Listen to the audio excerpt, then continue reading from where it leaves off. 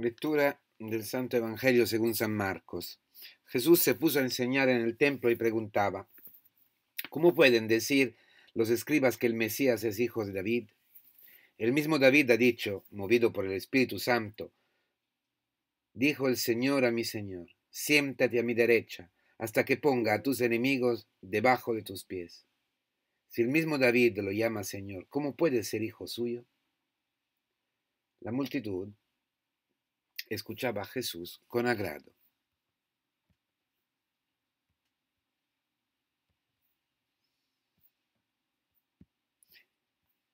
Hoy el Señor nos acoge con una pregunta bastante difícil y encima parece no contestar, dejarla así en el aire. Nos pregunta: ¿qué es lo que pensamos sobre lo que dicen los escribas cerca del Mesías?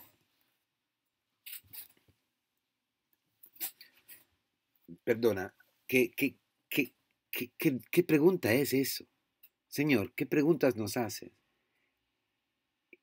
Y encima, empezando un día difícil, que ni te puedes imaginar. Y luego yo, ni soy teólogo y tampoco un exegeta, ¿eh? ¿Qué quieres que me importe hoy lo que piensan, lo que pensaban hace 2000 años los escribas? Y luego, perdona, pero tú mismo, Señor, no has dicho palabras muy duras a los escribas, hipócritas y otras. Entonces, ten paciencia conmigo, pero tengo un montón de cosas que hacer. No hubieras podido preguntarme algo sobre mi matrimonio, sobre mi esposo, sobre aquella hermana de comunidad, sobre mi novio, yo qué sé. Habría sido mucho más cariñoso por tu parte, ¿no? Sin embargo, no, hermanos, porque todos estamos llamados a ser teólogos y exegetas. ¿Ah? Sí, a escuchar el logos, es decir, la palabra Dios mismo, que nos ha hablado por medio del Hijo, y a conocerles cada vez más profundamente a través de la Escritura, sacando, exegeta, sacando afuera de la palabra, de la Escritura, la vida. Y la pregunta de Jesús se refiere a todos nosotros y a todos los aspectos de nuestra vida, también los más marginales. Con aquella frase que dice al pueblo, dice, ¿cómo pueden decir? Con aquel cómo pueden decir, nos está preguntando a nosotros sobre nuestra fe. Es decir, si tenemos una experiencia concreta hoy de fe, si estamos viviendo en la fe, si estamos experimentando que Él es el Hijo de David, el Mesías, enviado a nosotros por el Padre para salvarnos. Pero Jesús nos conoce, y sabe muy bien que también nosotros, como probablemente una buena parte de la muchedumbre que estaba en el templo, pensamos exactamente como los escribas. Y también Jesús sabe que hoy no nos ha gustado para nada una pregunta de este tipo. ¿Por qué? Porque nos preocupan otras cosas, las cosas de aquí. Hemos ya tocado el corazón del problema, la madre del cordero. Los escribas decían que el Mesías sería hijo de David según una línea rigorosamente genealógica, carnal, un Mesías humano, que habría restablecido el reino de Israel como y quizás mejor de David. No oyes algo en eso, algo de esta visión mesiánica también en tu corazón. También tú tienes un reino, ¿no?, que está rodeado de muchos enemigos y quizás ocupado de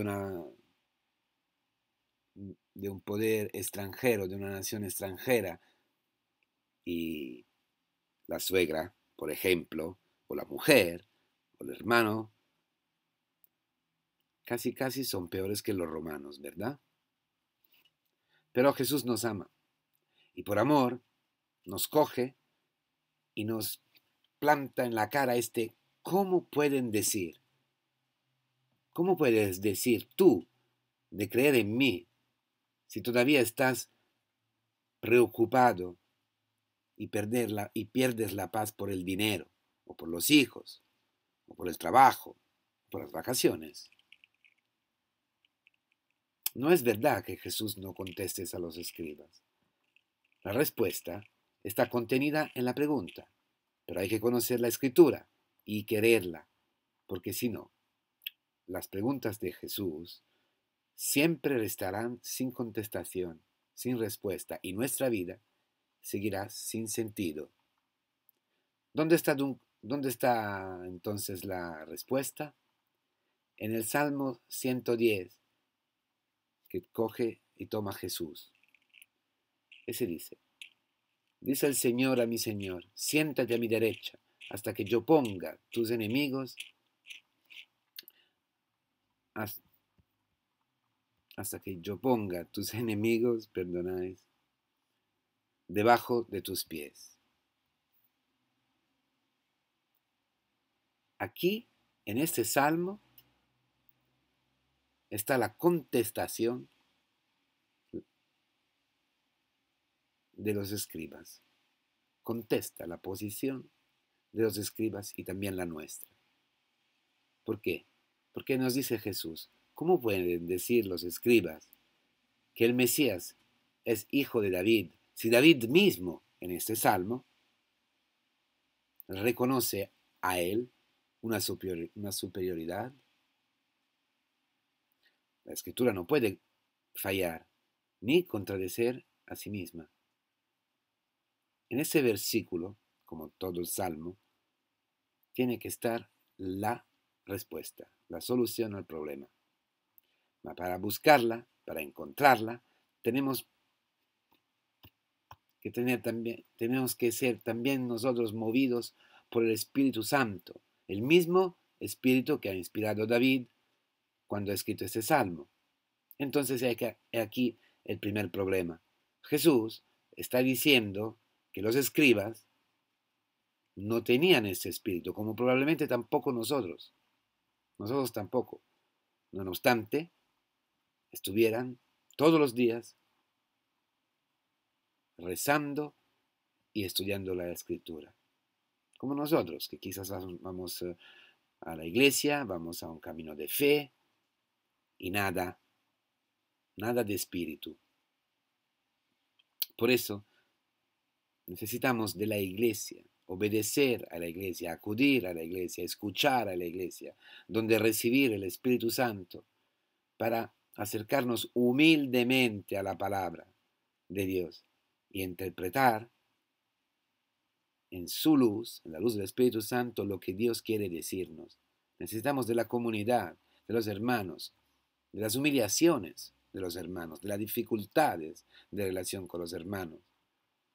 Porque solamente así podemos recibir el Espíritu Santo, Si no es puro orgullo nuestra forma solitaria de leer la palabra, interpretarla, o sentimentalmente, místicamente, o para echarla encima a los demás.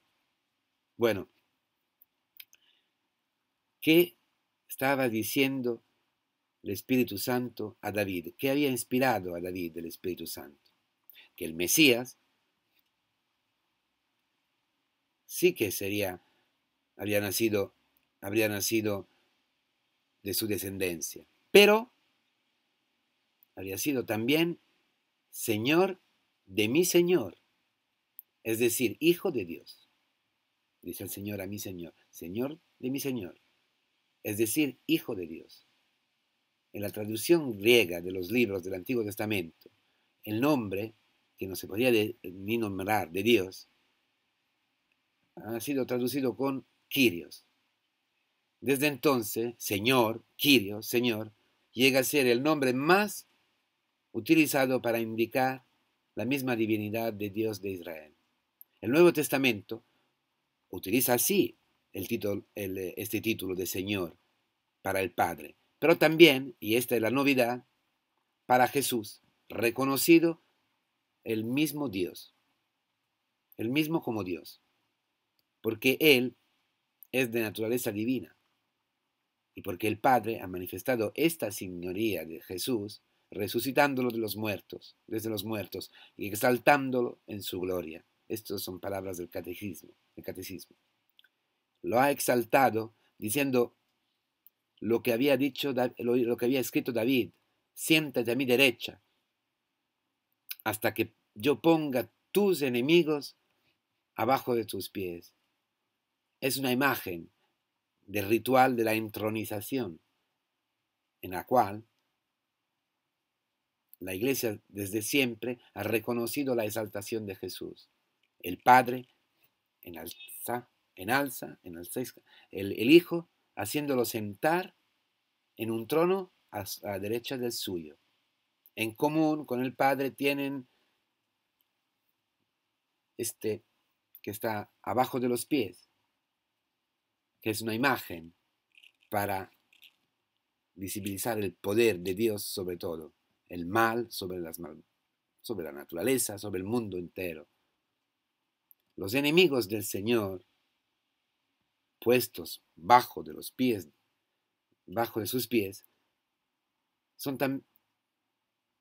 también son nuestros enemigos, la legión de demonios que siempre nos rodean y quieren coger el reino de nuestra vida. Los mismos demonios, los mismos enemigos que ha combatido David para entronizar el arca en Jerusalén y para defender el reino.